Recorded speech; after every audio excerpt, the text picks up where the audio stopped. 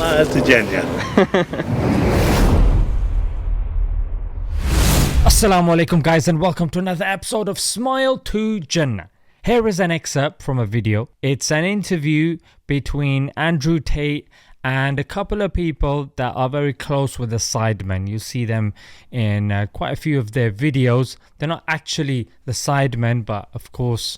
Why are you an atheist? Why don't you believe in God? I'm an atheist because there's no way I can look back 2,000 years and read a book and go, oh, well, that's the way I should live. It's like the way you think of life, where you say that governments rule over everything that you do. I believe the same thing with a book. You look at a book and go, that's facts right there. How are you going to let a book rule what you say? That's nuts to me. Okie dokie. So the book is not special because it's a book. What makes it special is the author of the book. Consider an analogy of paper. We don't say, it's just paper, especially when that paper has been authenticated and authorized by the government. We then call it either currency, we call it the Human Rights Declaration, or even the Treaty on the Non-Proliferation of Nuclear Weapons. No one says that's only paper because it's preventing a nuclear world war.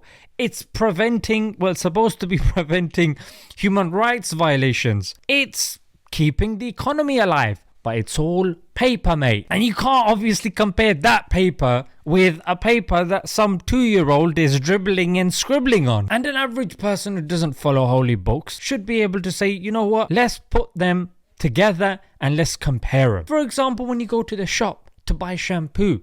There's so many different shampoos, mate. I'm not going to use any shampoo. What are you going to do? You are going to read it. Oh yes, you are going to compare it. You are going to look at what is practical and useful to you. As a human being, I invite you to do the same when it comes to the holy books, and I will tell you and make your job a bit easier that the Quran is head and shoulders, I brought the shampoo thing back, above the rest. I mean, firstly, when you look at the ancient religions, the first criteria you should have is preservation. Like, is it preserved? The Christian Bible, the New Testament, doesn't claim that. The Old Testament, the Jewish Bible, doesn't claim that. The Vedas of the Hindus don't claim that, mate. But the Quran does. And how? How is the Quran preserved? Number one, with the live language of Arabic.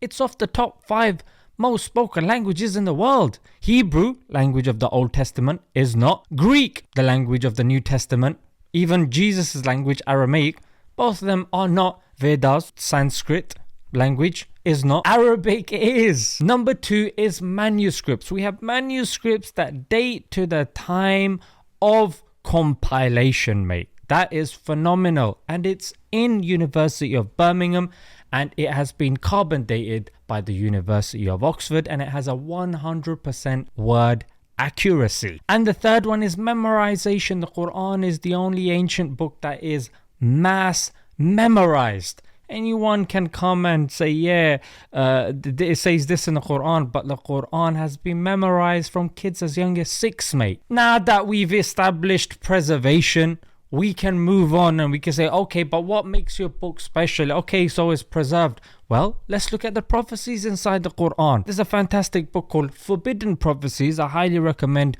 you guys read it. It's free online. But one simple prophecy is chapter 111 of the Quran, where we are told that Abu Lahab would not accept Islam. Now, Abu Lahab was a staunch enemy of Islam, and there were many that were. So when the Quran said that he would not accept Islam, all he had to do was say, I'm a Muslim. And that would have disproved the Quran. Yeah, it would have caused problems had it been from somebody else. But because it's from God, God knew, number one, he would not accept Islam. And number 2, he would not live long enough for the conquest of Mecca, where pretty much most non-Muslims accepted Islam anyway. Another prophecy is the Quran predicting that the Byzantines would beat the Persians within 9 years.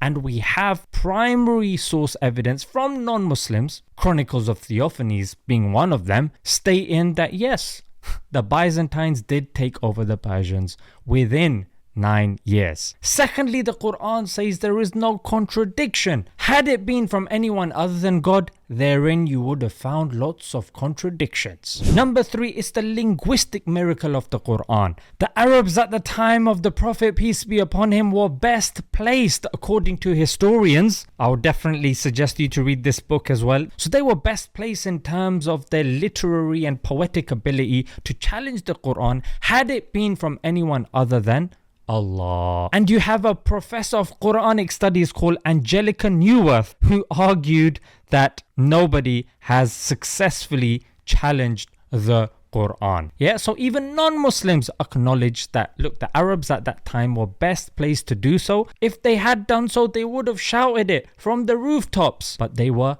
unable to do so. You can even see the relevance of the Quran, the special ability of the Quran, that even when it talks about science, it does it in such a way that the people 1400 years ago would be able to understand those verses according to the science of that time. And when we read those same verses, we can understand those verses in accordance to the science of this time. This shows the timeless nature of the Quran. So according to our young interlocutor, is it just a book? I think we have convincingly established that it is indeed not just a book.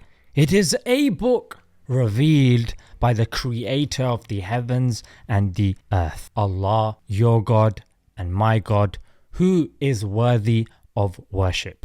Let's leave it there, guys. Until next time. Assalamu alaikum.